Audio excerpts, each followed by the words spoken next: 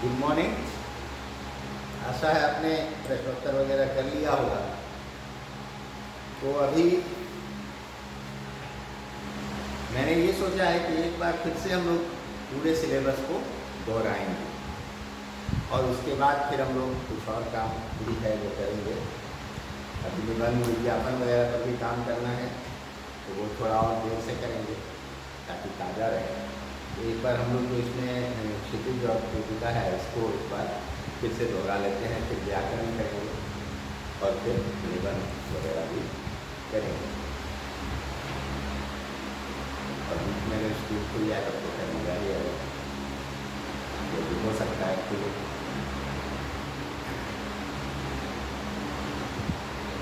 तो सबसे पहला जो हमने पढ़ा था, मैं जो बीच की परीक्षा है उसके हिसाब से अभी नहीं चल रहा हूँ, मैं सीधा शुरू से ही करता हूँ। फिर जब परीक्षा की घोषणा होगी तो फिर उस समय हम लोग उसको कर लेंगे। सूरदास सबसे पहला पाठ है काव्यखंड का क्षितिज में। हमने एक बार पढ़ा, लेकिन फिर से मैं उसको थोड़ा और कोशिश करूंगा समझाने का। सूरदास जो थे वो वात्सल्य और श्रृंगार, या ऐसे कह सकते हैं कि श्रृंगार रस में जो वात्सल्य श्रृंगार है उसके सबसे अच्छे कवियों में से एक माने जाते हैं। उन्होंने कृष्ण पर लिखा, कृष्ण के बाल रूप पर लिखा, ज़्यादातर बाल रूप पर ही लिखा और बड़ा ही अद्भुत लिखा।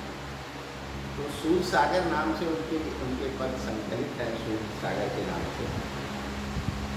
लेकिन उसमें जब आप उनके वात्सल्य का असर देखेंगे, प्रभाव देखेंगे, कृष्ण की जो बचपन का वर्णन है, आप शुरू से ही जब से आपने पढ़ना शुरू किया होगा कविता वगैरह, तब से सूरदास बीच में आपको मिले हो। यशोदा, हरिपालनी, मृगालय, हरिकालय, विनयालय, ये सब पढ़ा है आपने पहले चौथी क्लास में था। तो इनके बारे में कहा जाता है कि इनका जन्म 1478 ईस्वी में हुआ और मथुरा के पास एक गांव है, वहाँ उनका जन्म हुआ, रेणुका या रेणुका। कुछ लोग दिल्ली के पास मानते हैं इनका जन्म स्थान सीही एक जगह है। वल्लभाचार्य के शिष्य थे और इस दौरान के कवियों में काफ़ी प्रसिद्ध थे। ये मथुरा और वृंदावन के बीच में गौ घाट जगह है, वहाँ रहते थे। इनके जैसे कृष्ण के भक्त कवि और भी हुए हैं, जैसे मीराबाई हैं, रसखान हैं, ये लोग भी काफ़ी गजल जो हैं। रहीम ने भी लिखा है कुछ कृष्ण पर, तो काफ़ी लोगों ने लिखा है कि इनका एक अपना स्थान है। तो गौ घाट पर रहते थे और श्रीनाथ जी के मंदिर में भजन कीर्तन करते थे। 1583 में ऐसा माना जाता है कि इनका देहांत हुआ। हालांकि ये अनुमान है कि अगर 1478 से 1583 देखेंगे तो लगभग 105 साल की आयु उनकी मानी जाती है। तो वात्सल्य के ये श्रेष्ठ कवि माने जाते हैं। और यहाँ जो हम लोग पढ़ेंगे इसमें कृष्ण और गोपियों के प्रेम की बात की है। तो इसमें श्रृंगार रस भी है और वात्सल्य तो है। इसमें वात्सल्य, यहाँ पर वात्सल्य की बात नहीं है, यहाँ पर तो श्रृंगार ही है। जो कृष्ण के प्रेम में गोपियाँ व्याकुल हैं। अगर आप पूरी कृष्ण लीला को पढ़े हैं या जानते हैं तो उसमें गोपियों से उनके प्रेम का मुख्य कारण पहले तो वात्सल्य ही, क्योंकि कृष्ण की बाल लीलाएँ ही वहाँ हुई है। जो ब्रज का क्षेत्र था आपका, गोकुल, नंदगांव, ये सब, तो वहाँ वो छोटे ही थे। जब किशोरावस्था में आए तब तो वो मथुरा चले गए, किशोरावस्था से थोड़ा पहले। तो इसको वात्सल्य और श्रृंगार का मिला जुला रूप कह सकते हैं। गोपियाँ उनके प्रेम में व्याकुल रहती थी। अब वो प्रेम एक प्रेमी के रूप में नहीं कह सकते हैं, क्योंकि कृष्ण कोई युवक नहीं थे, वो छोटे ही थे और अधिकांश जो गोपियाँ थी वो उनसे बड़ी ही थी। लेकिन उनकी लीलाएँ इतनी प्यारी थी, उनकी हरकतें इतनी प्यारी थी कि सबको उनसे प्रेम मिला। उसके बाद उनके जो काम थे वहाँ, तो उससे लोग और प्रभावित होते थे।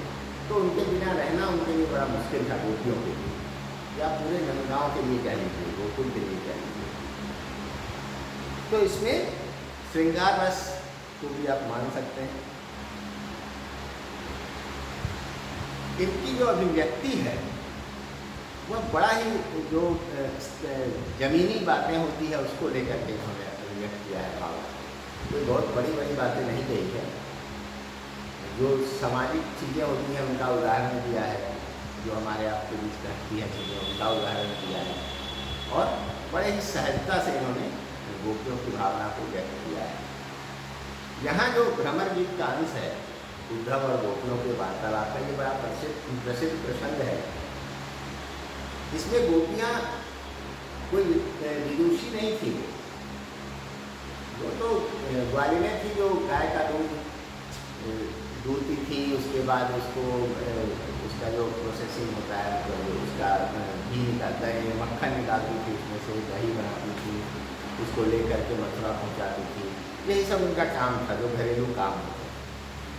तो वो कोई बहुत विदुषी नहीं थी, पढ़ी लिखी महिलाएं नहीं थी, लेकिन उनके मन में इतना कृष्ण का प्रेम इतना गहरा था कि उनके तर्कों के सामने उद्धव जैसे विद्वान भी पराजित हो जाते। उद्धव एक बहुत ही बड़े विद्वान थे, कृष्ण के प्रिय सखा थे मथुरा में, इसीलिए उन्होंने भेजा था कि ये जाके उनको समझा बुझा करके इस मोह से निकालेंगे। लेकिन यहाँ तो गोपियों ने उनको प्रेम समझा दिया। तो आइए फिर से एक बार लोग पढ़ते हैं इसको। सूरसागर के भ्रमर गीत से 4 पद लिए गए हैं, जिसमें कृष्ण ने मथुरा जाने के बाद स्वयं न लौटकर उद्धव के जरिए गोपियों के पास संदेश भेजा। उद्धव ने निर्गुण ब्रह्म एवं योग का उपदेश देकर गोपियों की विरह वेदना को शांत करने का प्रयास किया। निर्गुण ब्रह्म क्या होता है और योग संदेश क्या होता है, इस पर भी थोड़ा बात करते हैं। निर्गुण कहते हैं जिसमें गुण नहीं हो। गुण का मतलब ऐसा नहीं कि वो बुरा हो, यहाँ गुण का अर्थ है कि इसका आकार नहीं हो, जिसको एक आत्मा के रूप में लिया गया, एक ईश्वर के रूप में लिया गया कि जिसका कोई आकार ही नहीं। हम उसके मोह में नहीं पड़ सकते। हम मोह में किसके पड़ते हैं? जिसका कोई आकार हो। अब हम कहते हैं कि नहीं, यहाँ शिव जी का ये मूर्ति है तो इससे मुझे प्यार है, इसकी मैं सेवा करूँगा, ये मंदिर है इसकी सेवा करूँगा। लेकिन अगर हम सीधा ईश्वर को मानते हैं तो हम उन सब चक्करों में नहीं पड़ते। हम सीधा एक निराकार की उपासना करते हैं। एक है कोई जो सब कुछ देख रहा है, सब कुछ कंट्रोल कर रहा है, हम उसके लिए उसकी नज़र में है, उसकी कृपा हम पर है और हम अपना काम करते हैं। तो इसको निर्गुण जो मानने वाले होते हैं वो यही होते हैं कि वो किसी आकार में बहुत विश्वास नहीं करते हैं। तो उनका उद्देश्य था कि उनको निर्गुण ब्रह्म का ज्ञान देना है कि ये सब मोह माया है संसार में, जितनी भी स्थूल चीज़ें, स्थूल का मतलब फिजिकल, जिनको हम छू सकते हैं, जिनको हम देख सकते हैं, हार्डवेयर जिसको कंप्यूटर में आप करते हैं, कि वो चीज़ें जिनको हम छू सकें, देख सकें, ये सब मोह माया है। असल ईश्वर तो निराकार होता है, उसको कोई देखता है। इस तरह की बातें वो करने आए थे ताकि उनके मन से कृष्ण के प्रति जो मोह है, लगाव है, प्रेम के साथ साथ गोपियों के मन में मोह भी था। मैं मोह की बात कर चुका हूँ पहले बालगोविंद भगत में।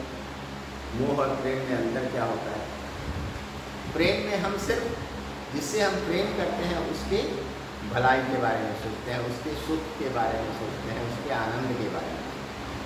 मोह में हम अपने सुख, अपने आनंद के बारे में सोचते हैं। हमें जो चीज़ अच्छा लगता है, अच्छी लगती है, उसको हम अपने पास रखना चाहते हैं, चाहे उसको उससे कष्ट हो रहा हो या सुख हो रहा हो। उससे हम, जैसे हम तोता पाल लेते हैं, हमारा मोह होता है, उससे तोता के प्रति प्रेम नहीं हुआ, हम उसको पिंजड़े में बंद करके अपने सामने रखते हैं, उसकी सारी आज़ादी छीन लेते हैं, उसके सारे सुखों को छीन लेते हैं और हम उससे खुश होते हैं, उसको खूब खिलाते हैं, जो हम खाते हैं वही खिलाते हैं उसको। एक कुत्ता पालते हैं तो उसको हम जो खाना खाते हैं वो मुँह में खिलाने लगते हैं। ये मोह है। ये सिर्फ प्रेम के साथ ये मोह है कि हम उसके भलाई को नहीं सोच रहे। तो गोपियों में मोह भी था, वो चाहती थी कि कृष्ण हमारे पास आए, जबकि सामाजिक भलाई के लिए ये ठीक नहीं था। कृष्ण के लिए यह ठीक नहीं था। वह अगर यहीं रह जाते तो कंस को कौन मारता, अत्याचार से समाज को कौन मुक्त कराता। तो यहाँ मोह भी है। तो उद्धव जो आए थे वो उनको उस पीड़ा से मुक्त कराना चाहते थे जो कृष्ण के नहीं रहने से, कृष्ण के विछोह में, कृष्ण के वियोग में, कृष्ण की जुदाई में वो झेल रहे, वो अनमनस्क हो गई थी, उदास हो गई थी, उनका किसी काम में मन नहीं था। तो इससे अलग करने के लिए उनको ब्रह्म का ज्ञान, निराकार ब्रह्म का ज्ञान, योग का संदेश वगैरह वो देना चाहते थे कि ये सब, इससे अपने आप को सिद्ध करो, आत्मा से मिलन होगा तुम्हारा, इस तरह की बातें वो करने आए थे। लेकिन गोपियाँ जो थी वो इन मार्गों, ईश्वर की उपासना के कई मार्ग माने गए। तो एक मार्ग मीरा का भी था, सूर का भी था, प्रेम मार्ग। मीरा कृष्ण कृष्ण करते करते ही उनकी मृत्यु हो गई अंततः। वो सब कुछ छोड़कर सिर्फ कृष्ण को, जैसे गोपियाँ कर रही थी वही उसी का एक रूप आज के समय में मीरा थी कि उनकी शादी, उनका असल में उनकी कहानी यह थी कि बचपन में उनको कोई बारात देखा उन्होंने, तो उसमें सब लोग दूल्हे को देख रहे थे ध्यान छाट कर, तो उन्होंने पूछा कि मेरा दूल्हा कहाँ से आएगा, कौन आएगा। बच्ची थी तो कृष्ण की एक मूर्ति थी, तो किसी ने मजाक में कह दिया कि यही तुम्हारा दूल्हा है। अब बच्ची थी, उसको दूल्हा अच्छा लग रहा था, तो सोचे मेरे पास भी होना चाहिए, तो लोगों ने बता दिया मन रखने के लिए कि ये कृष्ण की मूर्ति है, यही तुम्हारा दूल्हा है। अब यह बात उनके मन में ऐसे घर कर गई कि उन्होंने मान लिया कि ये मेरा दूल्हा है, मेरी शादी इसी से हुई, और उनके प्रेम में वो पड़ी और आजीवन नहीं। उन्होंने विवाह किया, उनके पति की मृत्यु हो गई, लेकिन विवाह उन्होंने किया, गृहस्थ जीवन बिताया, लेकिन उनके पति की मृत्यु हो गई। तभी वो सत्संग वगैरह कृष्ण कृष्ण करती रहती थी, साधुओं के साथ बैठती थी, तो लोग निकाल दिया गया उनको घर से। फिर वो भटकते भटकते मथुरा पहुँच गई, राजस्थान में। तो मीरा के मन में जैसा प्रेम था, गोपियों के मन में भी तकरीबन वैसा ही प्रेम। तो उनका मार्ग प्रेम का था, वो ईश्वर की उपासना प्रेम के मार्ग से कर रहे थे, उसको अपना प्रेमी मान रही। रिजल्ट वही था, परिणाम वही था कि ईश्वर के प्रति ही उनकी श्रद्धा थी, लेकिन वो मार्ग प्रेम का था। उसमें वो निराकार ब्रह्म और योग संदेश और ये वो नहीं सुनना चाहती थी। उनको ज़्यादा आनंद इसमें आ रहा था, मैं इस रास्ते से, ठीक है। तो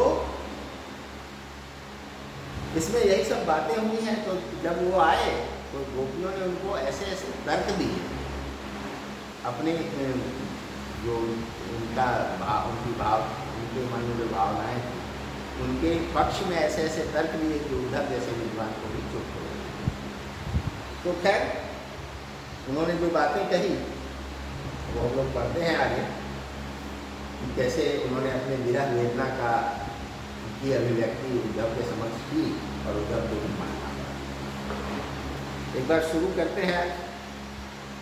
गोपियाँ कहती है, जब उद्धव ने शुरू किया उनको समझाना, तो गोपियों ने थोड़ी देर सुना तो क्या शुरू किया, हमारी सुनी।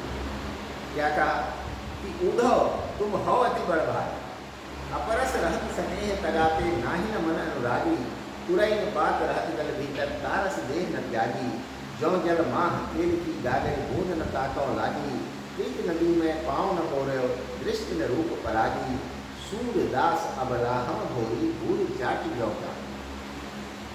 वो व्यंग्य करते। अब सोचिए कि जो महिलाएं हैं जिन्होंने कभी किसी गुरु से शिक्षा नहीं ली, उनके मन में सिर्फ कृष्ण जो कि ईश्वर है, उनके प्रति प्रेम है, उसने उनको कितना वाचाल बना दिया, कितना तार्किक बना दिया, वो कितना सुंदर व्यंग्य कर रही है। उद्धव को कह रही है कि तुम तो बड़े भाग्यवान हो भाई, तुम कृष्ण जैसे प्रेम के स्वरूप, प्रेम के रूप, प्रेम के सागर में रहते हुए तुम उससे अछूते हो, और हमारे पास कृष्ण नहीं है फिर भी हम उनके प्रेम में पागल हैं, और आप उनके साथ रहते हैं, आप उनके सखा हैं, फिर भी आपका प्रेम का कोई असर नहीं हुआ, आप तो बड़े भाग्यवान हैं। ये व्यंग्य कर रही कि मतलब तुम बहुत बड़े अभागे हो कि तुम इससे अछूते हो, तुमको यह आनंद नहीं मिल पाया। तो वो भाग्यवान कहकर उन पर व्यंग्य कर रही है कि तुम उस स्नेह के धागे से अछूते रह गए, तुम्हारे मन में अनुराग की कोई भावना नहीं उत्पन्न हुई, प्रेम की कोई भावना उत्पन्न नहीं हुई, तुम तो बड़े कमाल के आदमी। फिर उदाहरण देती है कि पुरैन पात रहत जल भीतर तारस देह न त्यागी। पुरैन पात कहते हैं कमल का बड़ा बड़ा पत्ता होता है थाली के जैसा, उसमें भोज किया जाता था गाँव में पहले, मैंने खाना खाया है। उसमें गोल गोल पत्ता होता है कमल के फूल का, जो उसके जो पत्ते होते हैं, मेरे घर में भी है कोई छोटा छोटा है, क्योंकि उतना बड़ा जगह नहीं है, तो छोटे से जगह में मैंने रखा है, तो इतना बड़ा हुआ है पत्ता भी उसका, कहीं दिखाऊंगा। तो पुरैन पात रहत जल भीतर तारस देह न ताक। पानी के भीतर ही पुरैन का पात रहता है, कमल का पत्ता रहता है, लेकिन उसके ऊपर कोई दाग नहीं पानी का होता। तुम वैसे हो कि प्रेम के सागर में रहे, लेकिन उसका कोई असर नहीं होने दिया भाई। ज्यों जल माह तेल की गागरी, अगला उदाहरण, ज्यों जल माह तेल की गागरी भोजन का कौन लागी। तेल पहले तो बर्तन के नाम पर मिट्टी के बर्तन होते थे ज़्यादा, जो राजा वगैरह होते थे, धनी लोग होते थे, वो पीतल कांसा रखते थे, लेकिन ज़्यादातर लोग मिट्टी के बर्तनों में ही सामान रखते थे। तो तेल इस मिट्टी में के हांडी में रखा जाता था, वो सोख लेता था अपने अंदर तेल।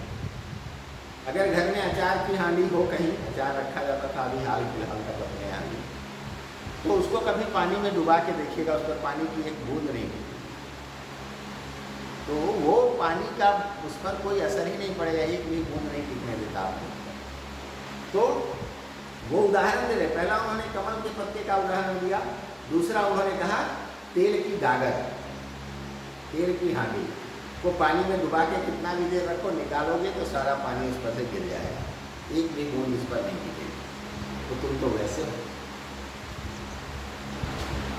प्रीत नदी में पाँव न बोरे, दृष्टि न रूप पराजी, सूरदास अबलाहम भोरी दूध छाती पाती। तुम तो प्रेम की नदी में पैर भी नहीं डुबा के देखे, अपने आँखों से सामने इतना सुंदर प्रेम का प्रतिरूप तुम्हारे सामने था, लेकिन तुमने पराग नहीं खाया उसका, जैसे भंवरा फूल का पराग खाता है स्वादिष्ट, वैसे तुम्हारे सामने वो प्रेम रूपी पराग था, लेकिन तुमने अपनी आँखों से उसका सेवन नहीं किया, नहीं देख पाए। तो और दूसरी तरफ अपने बारे में कहती हैं कि सूर्यदास अबलाहम भोरी भूल चाटी न पाती, और हम एक अबलाएँ हैं, हम बेवकूफ मूर्खाएँ जो गुड़ को खाने के लिए गुड़ में घुस के उसी में लिपट लिपट के रह गए, तो हम उस गुड़ में डूब जाते हैं उसको खाने के लिए। हमारे अंदर इतना दिमाग नहीं है, हम इतने बेहोश हैं प्रेम में कि हम गुड़ के लिए गुड़ में घुस जाते हैं, पूरे शरीर पर लगा देते हैं, उससे अलग रहना तो नहीं। तो इस तरह से वो व्यंग्य करती हैं। दूसरा पद है, उसमें कहती हैं मन की मन ही मांझ रही, मन की मन ही मन की मन ही मांझ रही। जो मन की बात थी वो मन के भीतर ही रह गई। ठीक है, मन में कुछ कहने का मन है आपका, लेकिन वो मन नहीं रह गया, माहौल नहीं मिला, कोई ऐसा उचित अवसर नहीं मिल पाया बोलने का, तो वो मन में ही रह गई। तो कहते हैं मन की, कहती है गोपियाँ, मन की मन ही मांझ रहे, मन के भीतर ही रहे, मांझ मतलब भीतर, बीज। कहिए जाय कौन पे उठो नाही परत कही, अवधि आधार आस आवन की तनमन विकास है। अब इन जोग संदेशन सुन सुन विरहिन विरह दही, चाहती होती गुहार नहीं पे उतते धार बही, सूरदास अब धीर धरही क्यों मर जाता नहीं। वो कहते हैं कि मन की बात जो थी वो मन के बीच ही रह गई, मन के भीतर ही रह गई। क्यों? किससे कहने जाए हे उद्धव, हम किससे कहने जाए, कुछ कहते नहीं बन रहा है। क्यों नहीं बन रहा है? क्योंकि हमने इतने समय तक इसी आस पर, इसी आधार पर अपने आप को जीवित रखा, धैर्य दे करके रखा कि एक दिन कृष्ण आएंगे या उनका संदेश आएगा, हमें मिलने की बात कही जाएगी। लेकिन आपको आकर के योग संदेश हमें सुना रहे हैं, इसका अर्थ ये हुआ कि कृष्ण अब नहीं आना चाहते हैं हमारे पास, न हमको बुलाएंगे। तो जो आधार था, जो हमारी जो डोर थी आशा की, जिसके आधार पर हम जीवित थे, हम लोग अपने मन को धैर्य दे रहे थे, वो तो आपने खत्म कर दिया। तो हम क्या मन की बात है, कहते नहीं बन रहा है। हम इधर से चाहती होती गुहार यदि कहीं थे, मतलब हम इधर से पुकारना चाहते थे सहायता के लिए। ये उदाहरण दे रही हैं कि जैसे नदी में अगर कोई डूब रहा हो और वो इधर घूमे कि इधर से कोई बचाने आ सकता है, और घूम करके चाहे कि इधर से आवाज़ लगाते हैं किसी को बचाओ बचाओ, उधर से ही पानी की एक मोटी धारा आए और उसको और डुबा दो। उसी तरह जिस तरफ से कृष्ण के आने की उम्मीद थी, कृष्ण का संदेश आने की उम्मीद थी उनके लिए, उधर से तो उद्धव आए, और आए क्या लेकर? ब्रह्म ज्ञान और योग ज्ञान का संदेश लेकर आए। तो बचाने के बदले और डुबो दिया। तो इसीलिए उन्होंने कहा कि अब हम धीरज किस बात पर रखें। हम तो इसी बात पर, इसी उम्मीद पर अपने मन को धैर्य दे रहे थे, अब किस बात पर हम धैर्य रखें? जो मर्यादा रहनी चाहिए थी प्रेम की, वो तो रही नहीं। कृष्ण ने प्रेम की मर्यादा नहीं रखा, उन्होंने मर्यादा तोड़ दी। प्रेम के बदले में प्रेम दिया जाता है, योग संदेश और निर्गुण ब्रह्म का ज्ञान नहीं दिया जाता है। कोई आपसे प्रेम करता हो तो आप उसे कह रहे हैं ये सब तो मोह माया है, संसार में क्या रखा है। तो ये प्रेम की मर्यादा नहीं है। प्रेम की मर्यादा है कि प्रेम के बदले प्रेम दिया जाए। वो मर्यादा कृष्ण ने नहीं रखी। उन्होंने प्रेम के बदले उद्धव भेजा, ब्रह्म ज्ञान भेजा, योग संदेश भेजा। तो ये मर्यादा ही नहीं रही तो हम क्या कहें? किस बात पर धैर्य रखा जाए? हमारे मन में जो बात थी वो मन में ही रह गई, हम कह नहीं सकते, हमसे कहा नहीं जा रहा है। किस बात पर, किस आधार पर कहने जाए, किसको कह रहे हैं? ये अपनी पीड़ा व्यक्त कर रही है कि हम किस आधार पर किसी को, आपको कुछ कहने जाए अपने मन की बात। आपको आ गया हमें ज्ञान देने, इससे मुक्त करने आए हैं, तो आपको इससे क्या लेना देना? या कृष्ण को ही कुछ लेना देना नहीं है, तभी उन्होंने आपको भेजा। तो इस पीड़ा को गोपियाँ व्यक्त कर रही हैं ऐसे करके कि मन की मन ही मान रही, मन की जो बात थी वो मन के भीतर ही रह गई। उसको किसी से कहते अब नहीं बन रहा है। क्यों नहीं बन रहा है? क्योंकि जिस आशा पर हमने अपने आप को इतने दिनों से धैर्य देकर रखा था, वो आशा ही खत्म हो गई, वो टूट गई आशा। जिधर से हम बचाव की उम्मीद कर रहे थे उधर से डुबो दिया गया, आपके रूप में भेज दिया गया डुबोने के लिए।